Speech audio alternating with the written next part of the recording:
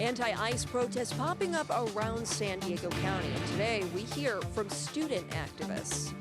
The number of anti-government protesters killed in Iran continues to climb from hundreds yesterday into the thousands today. And local Iranians tell me they fear the death toll will go a lot higher. 21 people charged in a major illegal street racing conspiracy. We'll take you inside the courtroom. Today, we're taking a closer look at Get It Done work requests submitted to the city of San Diego. More from one gentleman who says this street light has been fixed in 2.5 years. Another push to stop expanding offshore drilling off of California's coast.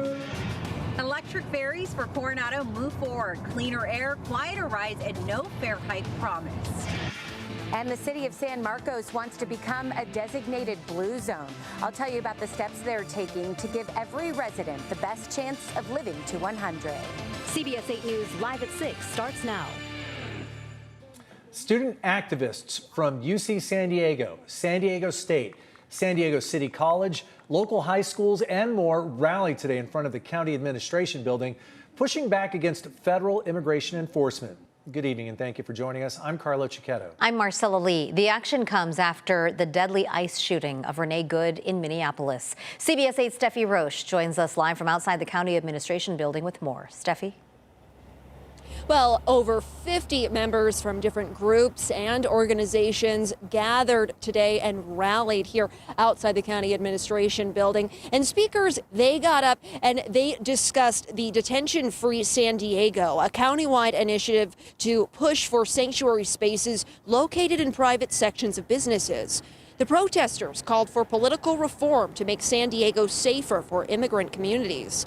We spoke with Ariane Dixit, the president of Students' Civil Liberties Union at UCSD. Passage of the Clear Ordinance. The second thing that we're demanding is to ensure that there are sanctuary spaces all across San Diego through private businesses, schools, community colleges, colleges like UC San Diego, etc. And those rallying were also pushing back against the deployment of federal agents in large cities across America. But for now, reporting live in downtown San Diego, I'm Steffi Roche, CBS 8. Thanks, Steffi. That rally comes as California is once again taking a stand against the Trump administration over federal immigration enforcement. CBS 8 State Matters political reporter Jenny Huh breaks down one state lawmaker's push to let Californians sue federal officials. Legislators say when it comes to accountability for law enforcement, there's a years-long loophole. They say in light of ramped-up immigration enforcement, now is the time to amend that law.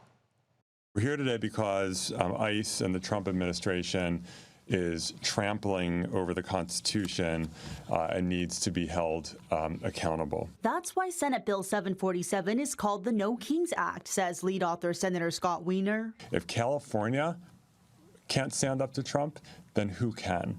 And so California has a solemn responsibility to lead. He says the legislation is to hold federal officials and agents more accountable in light of recent headlines regarding operations by U.S. Immigration and Customs Enforcement and U.S. Customs and Border Patrol. We are not breaking radical new legal ground here. We are closing a loophole. A legal loophole in Section 1983, supporters say, which is a federal civil rights law that lets citizens sue local or state officers for constitutional violations, but not federal officers. If this were state or local officials, we would be in court right now. But because federal officials are excluded from Section 1983, something that this bill tries to remedy, we basically have many fewer options. Anya Bidwell is with the Institute for Justice, the group representing George Redis, a U.S. citizen and veteran who was detained for 72 hours by ICE last July on his way to work. They still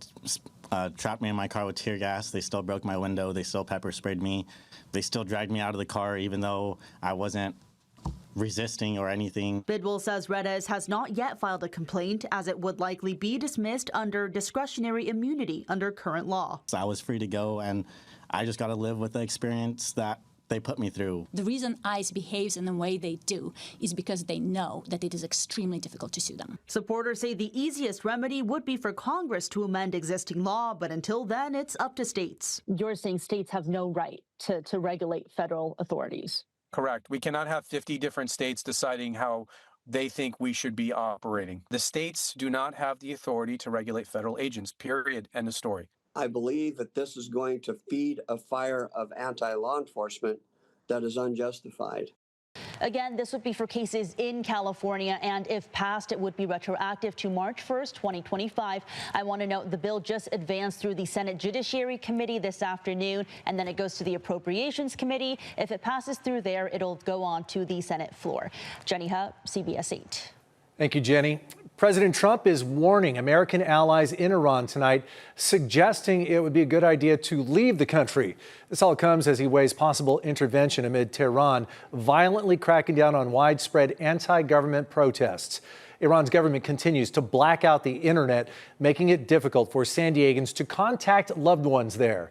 The fear is Iran's government is using the blackout to massacre protesters in the streets. Overnight, the death toll went from hundreds to thousands.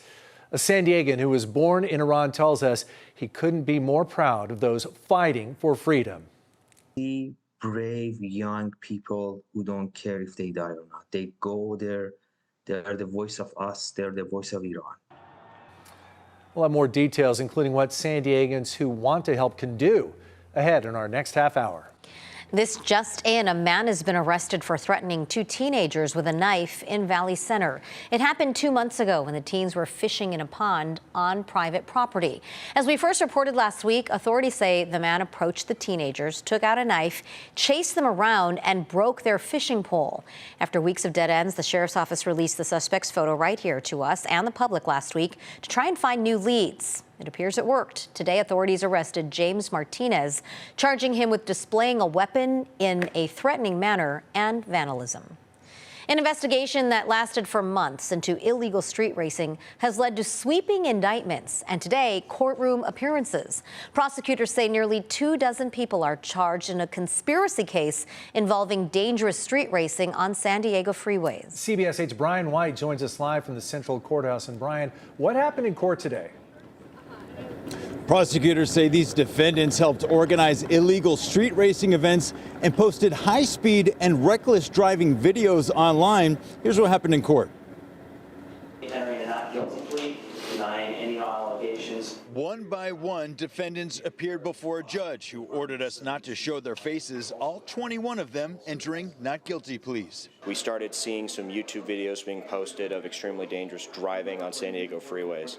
It was recorded by one of the co-defendants in this case, and he was essentially recording himself in a first-person view as he drove down the freeways. Investigators say the videos showed speedometers climbing, in some cases up to 160 miles per hour, about the takeoff speed of a passenger jet. They would line up along the entire freeways, block traffic, and then race. They did this with multiple individuals participating, and they would plan it ahead of time. Prosecutors say the racing was coordinated through social media and group chats. They raced on freeways like Interstate 8, 15, and 805. They also took part in a dangerous race near Julian. On that instance, they were driving on the winding roads at speeds well in excess of the speed limit, losing traction and nearly falling off the mountain. These defendants are not being tied to any specific fatal crashes, but in recent years, street racing in general has been linked to multiple fatalities, including the death of a 30-year-old jogger in Point Loma,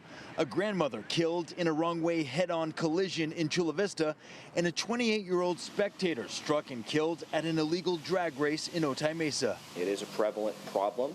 The San Diego Police Department and our law enforcement agencies have been working diligently to curb street racing, but unfortunately it is still an issue that puts the public in danger. Investigators seized 16 total vehicles as part of this case, and prosecutors say the motivation was not just speed, but attention and social media clout. These defendants will be back in court in February for readiness conferences, and if a plea deal is not reached, the DA's office expects this will go to trial in March. I'm Brian White, CBS 8. Thanks for the latest on that, Brian. There is a growing fight over offshore drilling in the Pacific as a deadline to weigh in quickly approaches. And as CBS 8's Abby Black reports, the San Diego City Council is joining environmental groups in opposing that federal proposal. This latest resolution does not stop federal drilling, but city council leaders say it sends a strong message to the Trump administration that San Diego's not for sale. With 10 days left for public comment, San Diego leaders, environmental groups, and students urge the federal government to back down on expanding offshore drilling off of California's coast. As a young person, I've already accepted the reality that climate change is no longer some distant future problem. Sophia is part of the Youth v. Oil, a student-led climate action campaign. She joined Council President Joe LaCava and Councilmember Sean Ela Rivera ahead of today's council vote. We know what drilling for oil off our coastline leads to. We've seen it time and time again. Advocates point to the 1969 Santa Barbara blowout and are worried about environmental and wildlife damage. Offshore drilling does not work for San Diegans. It works for fossil fuel corporations, Trump's buddies that don't live here, don't care, and won't deal with the fallout, and definitely won't clean up the damage. Please cast your vote. Today, the council unanimously approved the resolution calling on the federal government to keep drilling rigs away, but not everyone agrees.